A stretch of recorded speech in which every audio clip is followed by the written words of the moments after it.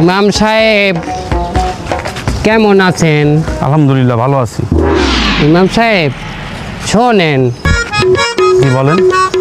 বলতে আছি কি, এই যে আপনি নামাজ কালাম পড়ান, মানেরে কত জ্ঞান দেন, কত আমল করেন, বলি কি এত আমল কি লাগে?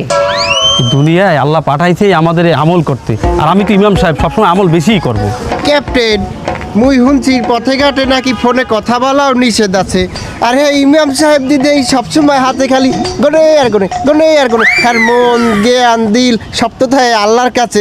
কখন না জানো রাস্তাঘাটে অ্যাক্সিডেন্ট হইয়া পড়িয়ে থাকে, বলা যায় না তো। হ্যাঁ ইমাম সাহেব, এই রাস্তায় বইয়ে যে জিকির করেন, একটা অ্যাক্সিডেন্ট হয়ে গেলে হেকালে। জিকির মানে আল্লাহ তাআলার ধ্যান খেল, তাই বলে কি আমি রাস্তাঘাটে অন্ধের মতো হাঁটি নাকি?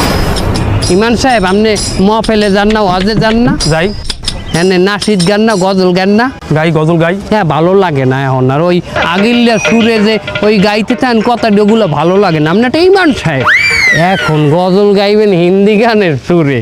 হুজুর শোনেন, হিন্দি গানের সুরে গজল গাইলে মানে মনে করবে এই হুজুরের ভিতরে একটা মডার্ন ভাব আছে। হিন্দি মানে? হিন্দি বোঝেন না? মনে করেন একটা হিন্দি গান, ওই যেটা গান আছে না, আশিক বানায়া আশিক বানায়া আপনে।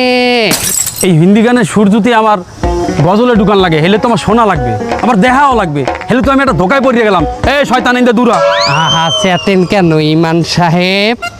বাদ দেন, হিন্দি বাদ দেন। কি তোরা বল, হিন্দি বাদ দেন, বাংলাই গান, কিন্তু বাংলা একটা মডার্ন সুর দেবেন না। মানে ওই যে একটা গান আছে না, গুনগুনিয়ে ভ্রমরাশি প্রেমের লাগি বুকটা করে আ আ ও, দুষ্টু কোকিল ডাকে রে cook cook cook cook cook cook cook. মনে বাসি বাজে রে cook cook cook cook cook cook cook. বুঝছি আমার শয়তানে পাইছে, শয়তান আমার এখনই দূর করা লাগবে। ইন্দা লা হাওলা ওয়ালা কুওয়াতা ইল্লা বিল্লাহ আলিউল আযীম। যখনই আমাদের মনে খারাপ কোনো চিন্তা আসবে, তখনই বেশি বেশি ইস্তেগফার করা লাগবে, মানে আল্লাহর কাছে মাপ চাইতে হবে, আর বেশি বেশি লা হাওলা ওয়ালা কুওয়াতা ইল্লা বিল্লাহিল আলিউল আযীম বলতে হবে, যাতে শয়তান আমাদের থেকে দূর হয়ে যায়।